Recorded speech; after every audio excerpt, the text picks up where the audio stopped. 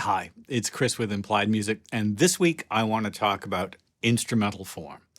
Instrumental form, it's not what chords you play, but how you play them.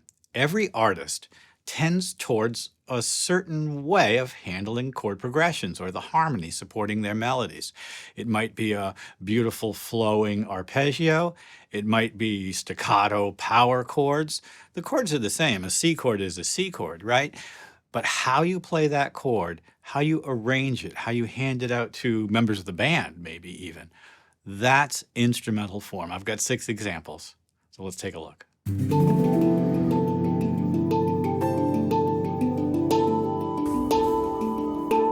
Each song has a melody, maybe lyrics, or something like a melody, and it's the thing you copyright when you copyright a tune. And that's how we recognize the individual song. But how do we recognize an individual artist? Well, a lot of the time, individual artists' style, their personality, their musical personality, comes directly out of instrumental form. I want to show you what I mean on the screen. So I'm a pianist. Here's a chord progression: E minor, C, G, D. And I would call that a block chord version of that chord progression. But with some changes, I could really alter the overall feeling of that same chord progression. Let's do it as an arpeggio.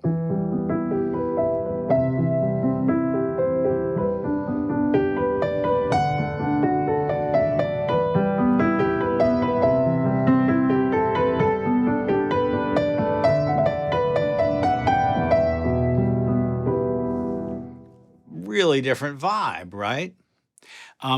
Sometimes instrumental form is about bass chord, and I call this alternating bass. Here's an example: E minor, C, G, D, alternating bass. Your imagination is probably running ahead of me. Every artist has their own approach. If I was, say, if I had to handle these kinds of chord progressions in a sort of a gospel style, I might think about passing chords. I might go,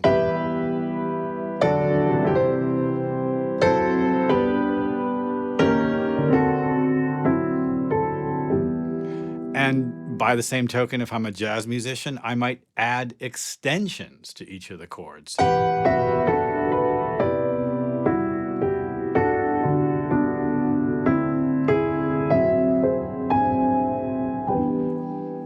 Well, let's take a look at some basic examples of instrumental forms. There probably are as many instrumental forms, at least in those minuscule granular details, as there are artists, but there are some really broad categories. So let's go back to the beginning and we'll take a look at my examples. In some way, the study of instrumental form is the study of music history. And so I've begun with an example of polyphony. Polyphony means many voices, but really when you get right down to it, it's a kind of a Baroque expression of melody and harmony where you have multiple fairly independent melodies that are all working together to create a sense of harmonic progression. So here's a little Handel piece. We're in G minor. And the initial melody is answered.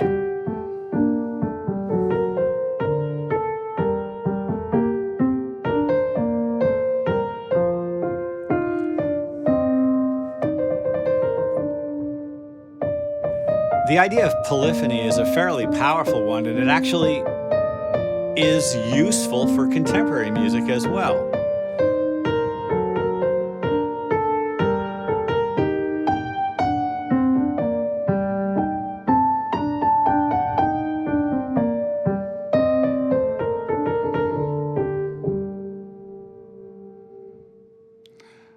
Sorry about the street cleaner out there. Can you hear the hum?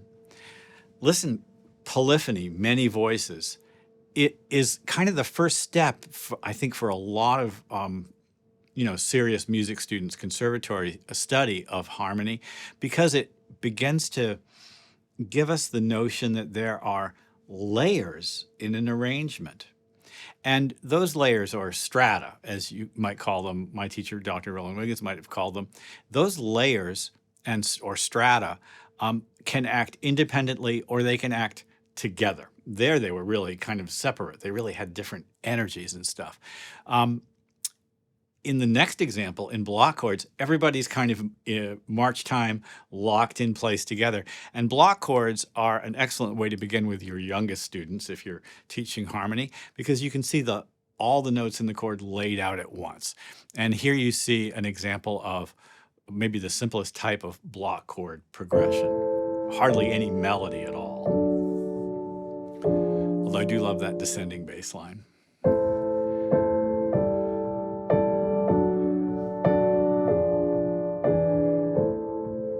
And this is a lovely texture. In orchestral writing for a symphony or, larger ensembles, orchestrators talk about the supporting texture. And it might be a bunch of different instruments in several layers, plus a melodic device on the top, a top line. And this is kind of screaming out for a top line, isn't it? But I wanted you to see what a block chord series might look like just by itself. Now, I'm not letting myself off the hook. I've given myself well-voiced chords, things moving by a step, paying attention to contrary motion, hopefully not too many parallel fifths. And these kinds of things make a huge difference. My next example is my first example of alternating bass. And of course, alternating bass is a huge part of instrumental form. And for pianists, you can't get along without it. You create the impression of 2 or 3 layers, strata. I'll show you what I mean. There's a nice little pa bass, right? It's in B flat. That's a B flat chord. The very bottom set of notes might be the bass player, the middle interval, the rest of the chord, and then a melody on the top. 3 strata, an instrumental form with 3 layers.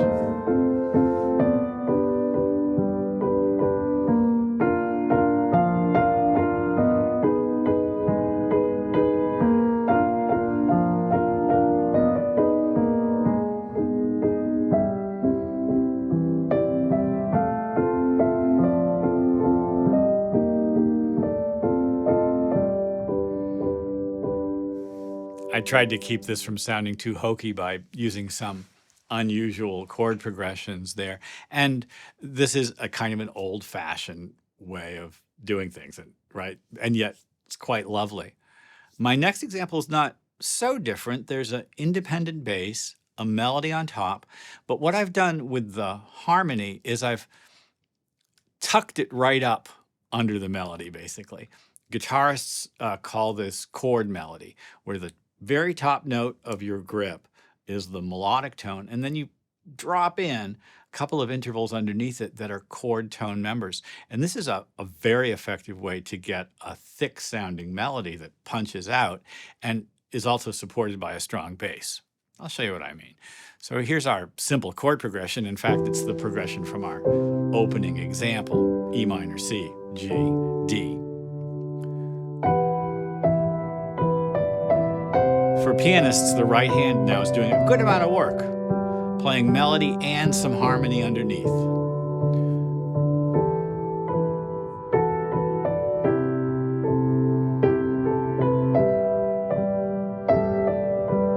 You've probably noticed just this is in 7, right? It gives us a little more propulsion. I personally like this texture, might use it myself.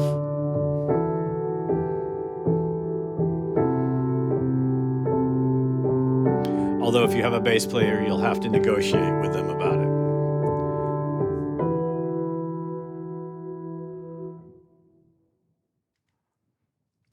Instrumental forms of harmony are fundamental to your personal style as a musician. And as you grow as a musician, and even at somebody, even if you're like my age, you're kind of constantly evaluating. I am myself and saying, well, what is it that I'm doing? What's the most important thing about my playing? What do I like and not like? If you can develop a vocabulary for examining those questions and yourself and focus in on the things that satisfy you the most, you'll be more expressive and ultimately more successful as an artist. My goal for you, and the reason I'm doing this channel, is to support you and to some degree myself, because this is all part of my own self-examination as well, in being the best musician that you can be. And for me, the best musician that you can be is the most singularly unique artist that you can get to. And so what if you haven't got the vocabulary in your head for thinking about this? This is why talking about instrumental form and breaking it down. Oh, is this a block chord thing? Do I like arpeggios? Is this alternating? What am I doing? Is it polyphonic? Is it homophonic? Those questions are crucial for us. This is music theory, but it's not it's tinged by academic music theory, but it's not aimed at passing a test, right? The only test is whether you're happy with yourself as an artist, as far as I'm concerned. Like and subscribe to the channel. We've got a community of people who are interested in this right now, and it's gratifying to know just how many of us there are. Well, I've got 2 more examples. Let's move forward. My next example is broken chords. The highest and sort of most obvious example of a broken chord is an arpeggio. You play one note at a time. And, if I'm playing a broken chord, I've got a couple of choices. I can just go up and down a triad. Here, I've opened the triad up, right? I like this sound. I've spread it out over more than an octave. I could just do this. I like what I call a figured arpeggio. I like to go up and add a little, like, second or little melody on the top. It gives me a lot of interest. And of course, I'm not alone. You find this in Chopin and Beethoven arpeggios as well, things like that. Arpeggios supporting a single line melody is an example of homophonic form. Polyphonic, many independent voices, compared to homophonic, a melody supported by chords. The chords could just be written out, D, A, etc., right? But basically, it's like a melody is the boss and the chord is supporting it, as opposed to polyphony, where those separate voices have a kind of an independent integrity, identity, so to speak. Still all about the harmonic language of the piece, but a really different orientation to it. Most people these days, more about homophonic form. All popular music these days, homophonic form. However, dance music and progressive dance music, house, electronica, not necessarily so much. Those multiple percolating layers and levels of rhythm and melody, they owe an awful lot to the textures that I associate with Baroque music, with polyphonic forms. All right, I'm getting distracted, but I had to say that in the course of this lecture here. So, well, here's my little arpeggio etude. D major.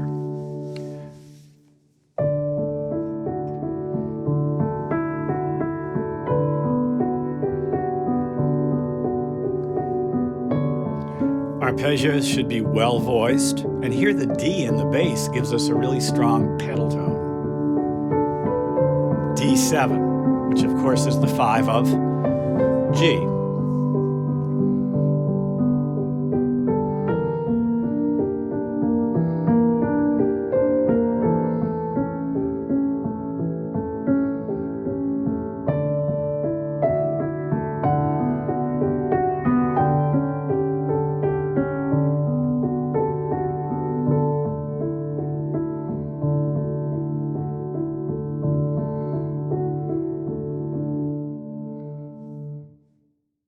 Modern music, modern arranging, jazz arranging particularly, makes extensive use of our next example.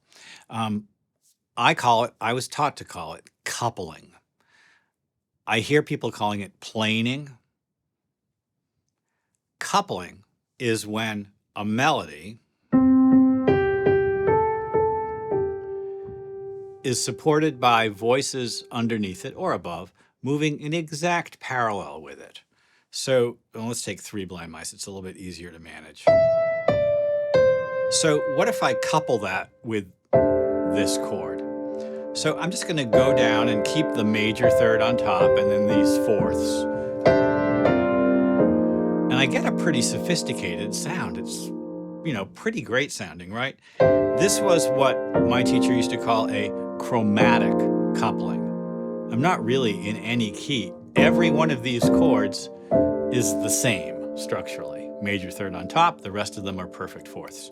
If I wanted to keep this in a key, I would get different intervals. For instance, as the E came down to D, if I stayed in C major, I'd get a minor third on top, a tritone, and then a couple of perfect fourths. Very different chord sound. This is a modal or diatonic coupling as opposed to a chromatic coupling. Well, I've got an example here of chromatic coupling playing Twinkle Twinkle Little Star. So there's the melody on the top. And I've created a little variation in the bottom just to give us a little juice. So this is a very sophisticated sound, even with a simple melody. Now I'm going to start playing around with the bottom interval, just delaying its motion. This is wonderful in strings, having the parts handed out to woodwinds. It's amazing on synthesizers, right? You can imagine how thick this could sound.